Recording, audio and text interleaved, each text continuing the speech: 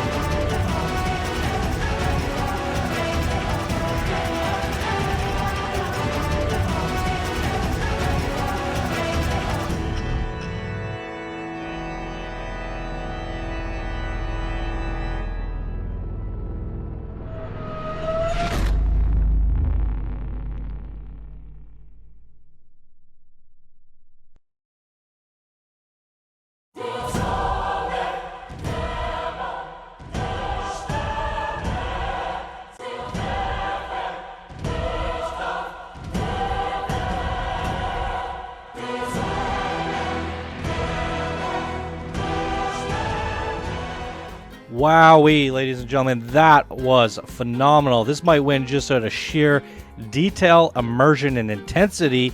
Holy crap. Holy crap. Before we talk about it, I think for those coaster fanatics and people of the viewers, I know a lot of people like the authenticity of the sound effects as well as the seat view. So I'm going to give that to you guys here today, and I won't mind riding this thing twice because it was phenomenal. So let's grab ourselves a seat view and ride it with some sound effects.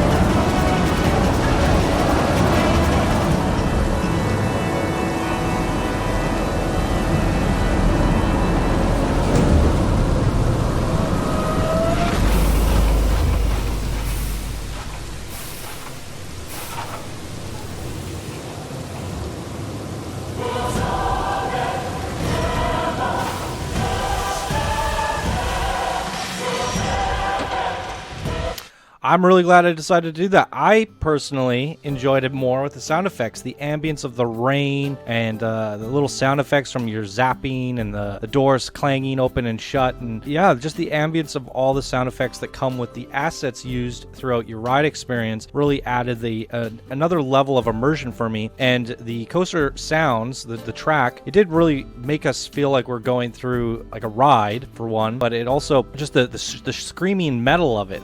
It just just added a kind of like a scariness to it, and it made it more of an authentic dark ride in my opinion. So for me, I personally really liked it with the sound effects more, and you could still hear the music over all the sound. So I think that was the complete package and the way to go. I don't know why you decided to use the wing coaster. Maybe you can leave a comment down below. I don't know if that had anything to do with anything, but when we were in the left seat, we definitely saw the guy in the electric chair a little bit more clearly. I didn't have to pan the camera around like I did for track view, but I guess the wing coaster, Batman, we kind of feel like we're soaring through, so that would be maybe my thoughts. Other than that, I don't really see too much of a reason behind using a wing coaster, but I still think it worked out really well. So I still think it's a solid choice overall. But wowee, as I said between the clips, this might win just out of sheer detail. 57,000 pieces. My computer's literally exploding. We're getting a rough 20 FPS throughout that ride experience. Right now in pause mode, looking around with the camera, I'm getting like 12. So it definitely is a heavy hitter in detail. And boy, oh boy, did you nail that Gotham City, Batman, Arkham vibe.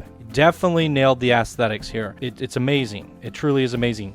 For me, I bought all the Batman games, Arkham Asylum, Arkham City, and the new one. I think there's like 4 of them, Origins. I really love the Batman games in terms of the action combat, the world, the setting, the graphics, all the different things you can do, the gadgets. I love the villains and all that stuff, but I had a hard time getting through. I was starting with Arkham and I couldn't get through it. I just have a hard time with the kind of like the puzzles, the adventures, and that sort of thing at this time of my life and at this age. I just don't have the patience for it as much. But I love the open world. I love the characters, and in some cases, I kind of like the villains more than the heroes. I love Batman as a hero. He's definitely my favorite superhero overall because he's just an ordinary guy, sort of ordinary.